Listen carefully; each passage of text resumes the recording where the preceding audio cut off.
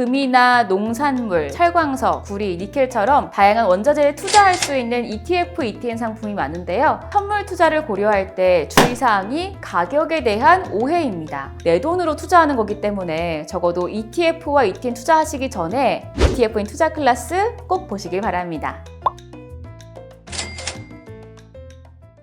안녕하세요. 여러분의 투자 걱정을 훅 떨어뜨리는 ETFN 투자 클래스 장현재입니다. 저희가 10화에서는 유형별 ETF와 ETN에 대해서 알아봤는데요. 제가 유형이 좀 더 남아있다고 얘기했었죠? 오늘은 남은 유형들을 살펴보고 더 나아가서 합성 ETF와 현물, 선물 운용 ETF까지 알아보도록 하겠습니다. ETFN 투자 클래스 11화 시작합니다.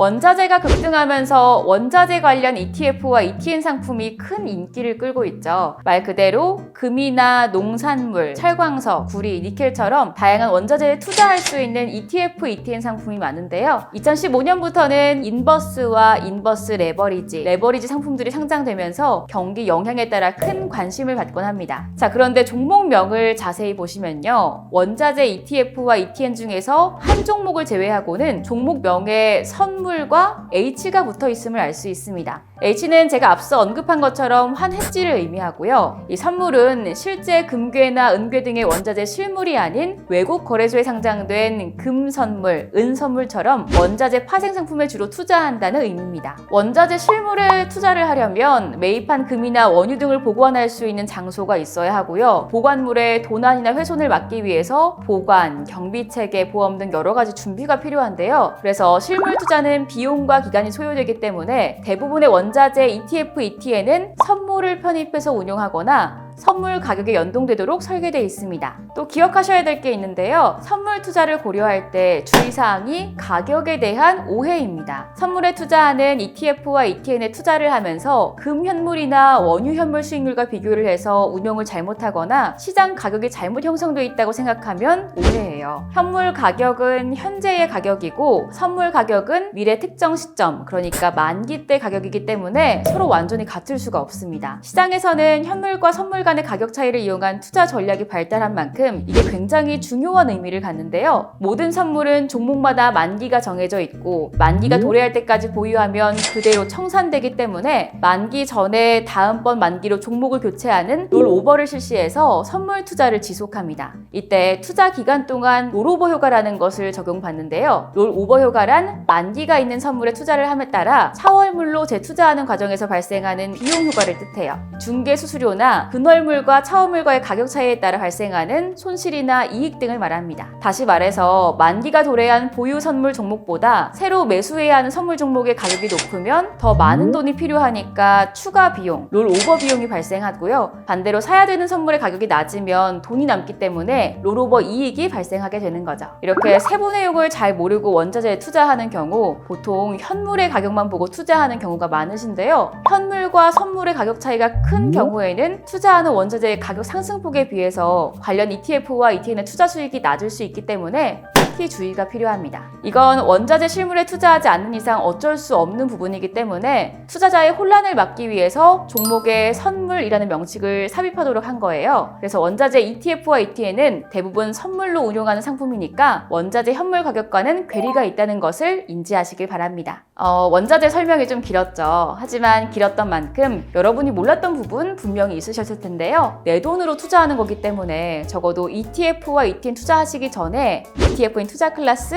꼭 보시길 바랍니다. 구독, 좋아요, 알림 설정 하셨죠?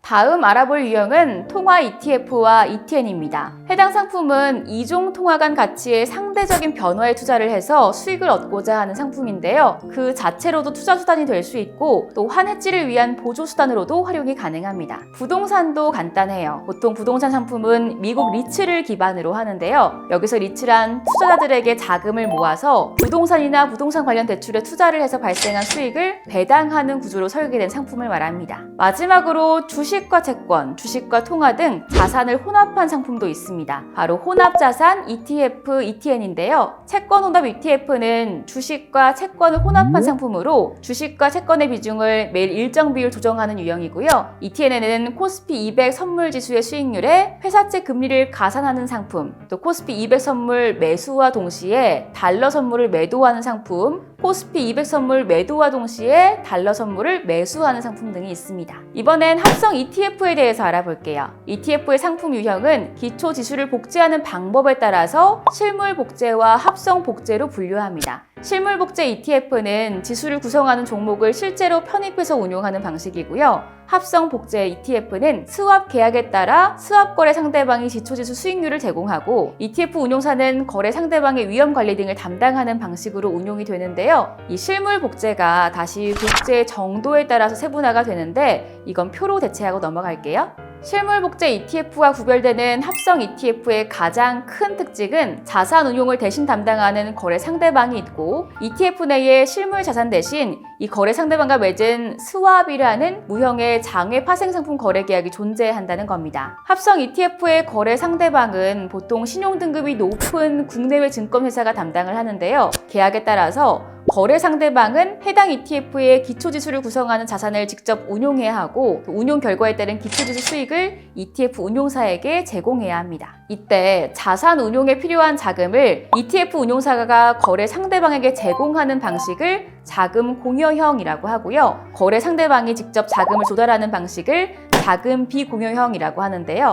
자금 공여형의 경우 투자자로부터 100억 원의 현금이 ETF로 납입이 됐다고 하면 운용사가 이걸 다시 거래 상대방에게 모두 제공을 하고 거래 상대방이 100억 원으로 해당 ETF의 기초지수를 구성하는 자산에 투자를 하고 이 성과를 ETF에 제공하는 방식입니다. 반면 자금 비공여형은 ETF 투자자의 투자 원금을 거래 상대방에게 제공하지 않고 ETF 내 자산으로 보유하는 방식인데요. 거래 상대방은 은행에서 빌리든 자체 자금으로 운용을 하든 운용에 필요한 자금을 직접 조달하게 됩니다. 대신 ETF 운용사는 ETF 내에 보유 중인 현금을 이용해서 거래 상대방이 원하는 다른 종류의 수익을 제공하거나 자금 조달에 소요되는 금리만큼의 비용을 제공하게 됩니다. 합성 ETF의 PDF는 원화 현금을 제외하고 스왑 계약만 표시되기 때문에 투자자들이 거래 상대방이 도대체 어떤 자산에 투자를 하고 있는지 알 수가 없게 되고요. 이렇게 되면 ETF의 장점 중 하나인 투명성 측면에서 문제가 생기는데요. 그래서 한국거래소는 합성 ETF 상장 경우에 기초지수 구성 종목 정보와 담보에 관한 세부 정보를 ETF 운용사 홈페이지에 공시하도록 하고 있습니다. 여기서 꼭 기억하셔야 할 주요 개념 중 하나가 거래 상대방 위험 평가액인데요. 이건 거래 상대방에게 신용 위험이 발생할 경우 담보권을 행사하더라도 최종적으로 회수할 수 없는 금액을 의미합니다. 자금 공여형 합성 ETF의 순 자산 총액이 100억 원인데 담보 가치가 90억 원이면 거래 상대방 위험 평가액은 순 자산 총액의 10%에 해당하는 10억 원입니다. 자본시장과 금융투자업에 관한 법률에서는 모든 펀드에서 거래 상대방 위험 평가액이 순 자산 총액의 10% 이하로 유지하도록 하고 있어요. 하지만 한국거래소는 합성 ETF에 대해서는 5% 이하가 되도록 제한을 하고 있으므로 투자 전에 꼭 참고하시길 바랍니다. 오늘 마지막으로 원자재 부분에서 아까 잠깐 언급했던 현물 운용과 선물 운용 상품에 대해서 어떤 차이가 있는지 알아보겠습니다. ETF와 ETN의 종목명에 선물이라는 표현이 들어간 종목은 투자 대상이 현물, 그러니까 실물이 아닌 선물이라는 의미를 가져요. 그런데 실물 가격과 수익률을 오인할 여지가 있는데도 굳이 선물로 운용하는 ETF를 만드는 이유가 뭘까요? 여기 몇 가지 이유가 있는데요. 우선 선물로 운용하는 ETF는 여유 현금의 운용을 통해서 추가 이익을 얻을 수 있고요. 환해지가 가능하다는 장점이 있습니다. 현물 거래의 경우 투자자에게 10억 원을 자금으로 받았으면 10억 원 모두를 현물에 투자를 해야 해요. 하지만 선물에 투자하게 되면 선물 거래 금액 10억 원에 대해서 1억 5천만 원 정도의 증거금만 사용하고 나머지는 여유현금으로 보유하게 돼서 이 여유현금을 통해서 추가 이익을 얻을 수 있게 되는 거죠. 이 외에도 원자재 선물을 매매하는 게 실물 원자재 매매보다 훨씬 쉽고요. 경우에 따라서는 롤오버 과정에서 롤오버 이익이 발생할 수 있기 때문입니다. 다만 선물로 운용한다는 게 투자자 입장에서 이해하기 어려울 수 있고 또 롤오버 비용 위험이 있는 만큼 종목에 선물이라는 명칭이 써 있다면 앞서 제가 설명드린 내용들 꼭 확인하시고요. 선물 시장의 가격 움직임을 살펴보고 투자하시기 바랍니다.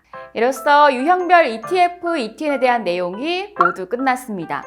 알면 알수록 투자 방법이 정말 다양하다는 생각이 드는데요. 10화와 11화 참고하셔서 상품별 특성과 나에게 맞는 상품들을 잘 찾아보시기 바랍니다. 제가 준비한 내용은 여기서 끝이고요. 모두 따라오시느라 고생 많으셨습니다. 여러분의 투자 걱정을 훅 떨어뜨리는 ETF인 투자 클래스는 쭉 계속됩니다. 그럼 다음 클래스에서 뵐게요. 안녕!